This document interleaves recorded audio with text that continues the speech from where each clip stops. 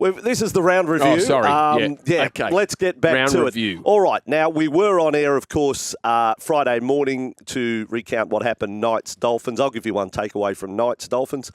Kalen Ponga.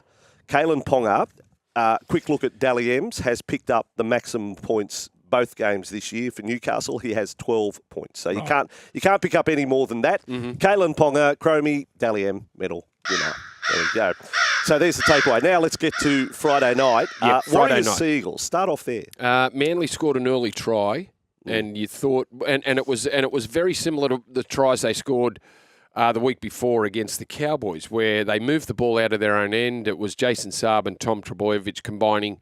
It was a 60-metre effort, and you thought, well, here we go. Yeah, Manly red hot again. Yep.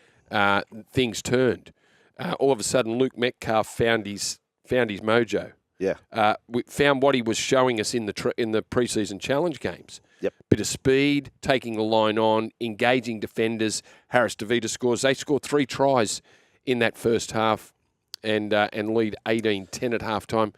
And they were the better side in the second half, really. They outplayed the Seagulls. Really happy for Metcalf because, as you know, I'm a big fan of his and I've got him having a huge season. That's his ability. He's capable. And what I did learn again, if you needed any reinforcing, the Fisher-Harris-Barnett combo in the front row for the Warriors. Bloody hell, it's a good...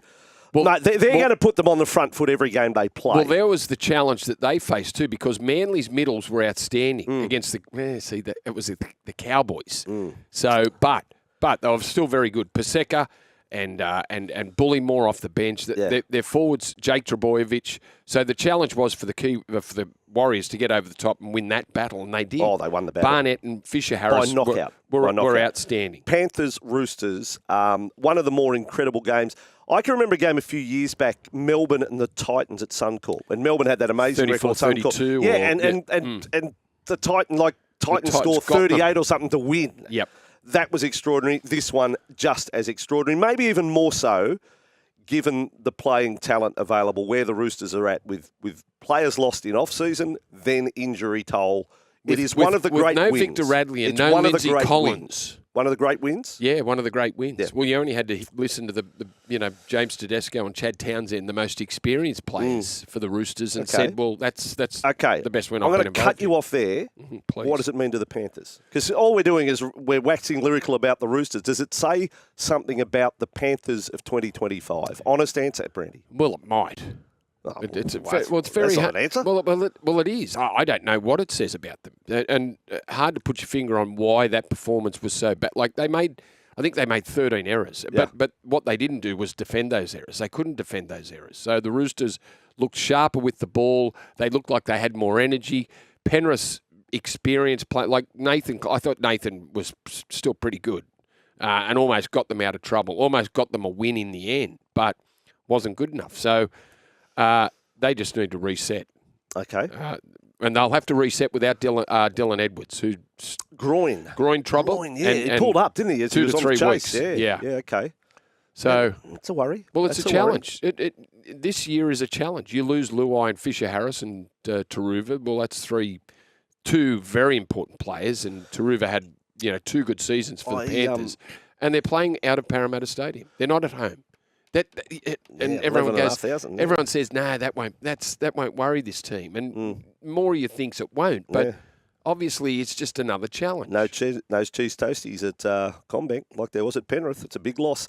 By the way, just a report out of the New South Wales Cup. So Blaze Talangi was playing in the centres, as I understand it. Trent Tolau apparently was very good in the halves. In fact, the spies that I had at the game, my spies tell me Talau's got ahead of Snyder as the backup in the halves. He's really clever, getting better and better. Yeah, I thought his performance against Manly in the trial at Leichhardt Oval, he was outstanding in that, and I thought he was putting pressure on Snyder. So whether he jumps past Snyder as a replacement for Nathan, we'll see. Okay, Super Saturday, Dragons, Rabbitohs. Dragons fans, you're probably still scratching your head wondering, how did we lose this? Rabbitohs fans celebrating 2-0 start to the season. What have we learned? 5 tries to 4. The Dragons scored more tries. We learned that what happened to Val Holmes and his kicking? Like he normally is arrow straight. I thought the performance from Jai Gray, and again backed up what he did the week before against the Dolphins, just outstanding.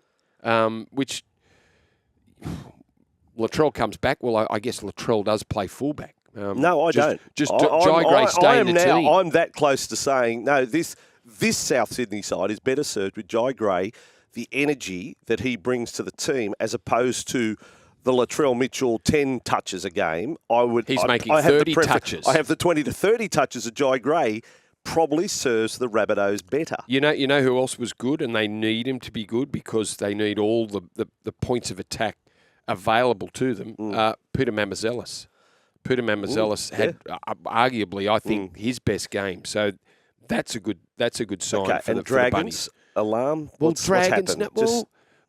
They played good enough footy to get themselves in the lead 24-12, and then it was errors. It was Jacob Little passing the ball forward, coming out of their own end. It was Damien Cook making a break and kicking it out in the full. Yes. It was Lockie Ilias not kicking the ball on the fifth play. It was them not setting up for a field goal.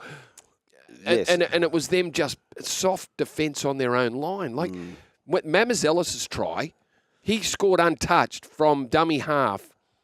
Like Gutho ran past him. He just ducked him behind. Jack de Belin was just standing there. And then the two tries, Cody Walker and Sean Kepi, they were soft tries. Yeah, Kepi come to life too in the heat as well. Just on that, for a little coaching question for you, Brandy, would you be happy having the bye round 3 as the Dragons do? So they've got a whole 2 weeks to reset. I think it's Melbourne, the next opponent, to be honest. It is Melbourne. It is Melbourne. It is Melbourne. It is Melbourne. Would you be happy to have the bye round 3, or do you want to keep getting football under the belt? You just got to cop it. You just got to cop it. Okay. I don't know whether it's good or bad. Second game Saturday, Cowboys Sharks. I'm going to start this one off. Cowboys are pop guns. I don't know what's happening in the forward pack, but then I look at players like they dropped Nene after the first week, so that's a fair message to the team, isn't it? Yep. That no one's safe. Star player, superstar player, dropped. I wanted bounce back. Don't think I saw anywhere near enough. The pace they play at, they look off the pace, the Cowboys. And then I see players like Ruben Cotter. There's no punch there through the forwards at all.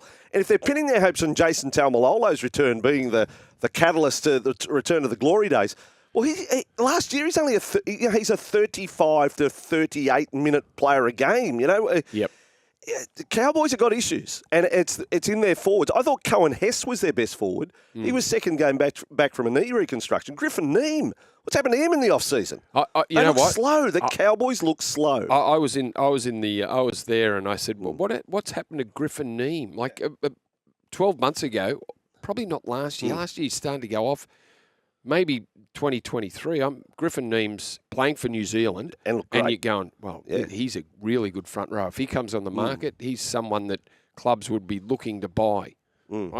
So without that punch, without that forward dominance, quick play the ball, Reece Robson is eliminated from the game. One of the best dummy half runners in the game. He's a 6 runs a game man up with 100 metres. He makes 1 run the other night because there was no dominance in the forwards. Nothing. Therefore, rookie halfback Duffy, nothing to work off. How tough's his first 2 games in the NRL?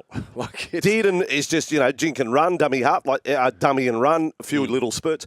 Drinkwater was a bit all over the place. Cowboys, problems. Yep, and Sharks, massive issues. Sharks steady. I thought they actually played better round 1 and lost. Yep. And won comfortably round 2, putting on 36 points. Yep. I thought probably the best performance out of the weekend was the Raiders down there at GIO Stadium. Big crowd, like really big crowd down in Canberra to watch the Broncos. The Broncos red hot after their first win against the Roosters. Second best side. Raiders were just too good for them. Yeah. Without Tarpany. Without Tarpany. That's He's right. their best forward. Exactly. Matty Nicholson, 2 tries. 2 tries on debut. Scored the first try. They led 12-10. It was the tries just after half-time. It was 3 tries in a space of 10 minutes. The game was over at 32-10. Broncos sort of became good. Reece Walsh on their toughness. Reece Walsh not involved, and then mistakes back into the game. Kalen Ponga greater than Reece Walsh at the moment by length of the straight. Really. Agree. I like Jerome Luai. I know I'm going I'm going a little left field here. Yeah. Jerome Luai, when asked about the heat in the press conference yesterday, this was his answer. This is a brilliant play. No, it wasn't hard at all. We love it. I was bred that way throughout Western Sydney, so grew up playing in those sort of conditions. So The way the weather is, it's no excuse. We got a style to play, and that's our responsibility, is to do our job. I just love it. Yes, you know what I mean? Like, someone's just asked a half pie good nature, but he's gone serious. He's played the games. I love it. I grew up in Western Suburbs. I know this, no excuses. And it is hot. It is hot, and certainly the heat could not be used as an excuse for the poor start to yesterday's game. It was. Okay, I'll say it. I'll use it. It was a steaming turd. Like, for the first 20 minutes, that's what it was. You were dying to say that. Oh, like, I was just waiting for a roll ball. I was waiting for a roll ball penalty because we just had everything, you know what I mean? Like, it just was so bad. But then, thankfully, the Tigers, if I want a brilliant play, it's a length of the field Tigers try in half-time. Started by Jareem Buller, Dewey, finished off by Lockie Galvin. That was Hail Mary stuff. That was great. Length of the field Tigers try was brilliant. Michael says, how good to hear the Tigers chant at the Eels' home ground. Yeah, our jungle. Installing brilliant ceiling fans, that's a brilliant call. Don't know whether we're going to get the 30 plus. I have actually looked at the long-range weather forecast, Gregory. Yep. And I see no more 30 pluses on the horizon. Well, that's nice. That might be it. That should be it. Let's hope. The Dogs, I thought, right from the kickoff. So the Dogs kicked the ball off. They bashed the Titans in the opening set. Their defence was brutal. They failed to get a kick away, and it was Montoya scored in the second minute. So it was the defensive set which set up a win at 22. It was 22-0 after 20 minutes. Four tries first 19, 20 minutes. Yeah. It was 22-0. The game was over. Even though they looked a little, Kelly and Loffy Camperera looked dangerous, but that was only when Burton got injured. And Crichton was pulled from that side of the field to the other side of the field. So they showed a lot of smarts to go down that side, and they came up with a couple of tries. 22-12 at halftime. They were in the game, but they gave up the first two tries. The Dogs were way too good, 40 to 24. I think the Titans will torch a few sides this year. They look like they've got the ability to put the 30, 40 on any team on any given day. But is there any improvement from last year? They were capable of doing that last year and then lose by 40. So, worried about Titans. Question mark on Broncos' toughness. The injury toll, Burton and Kickout. The early reports is medial knee, both of them. Yep. So you're talking your 4 to 6 weeks. Yep. Gus said, and I read a tweet in the paper this morning that said Kickout probably more serious than Burton. That's before scans have been taken. The Dogs get the bye in round 6. So they're hopeful they might be right after that for round 7. Okay. Well, it's still reason to run the Matt Burton song, I would have thought. Canterbury winning last night and the streets of Belmore alive. So here we go. He came from Penrith to the Bulldogs. It's frightening with him and Jacob Kirrath. There's nobody else like Matty Burton. Hope that makes you feel better. It's a great song. It's our first playing of it for the year. Yep. You know, Michael, doctors say a proper breakfast includes eggs, bacon and breakfast with Vossy and Brandy. So get your daily fix through our socials and listen live on SEN Radio.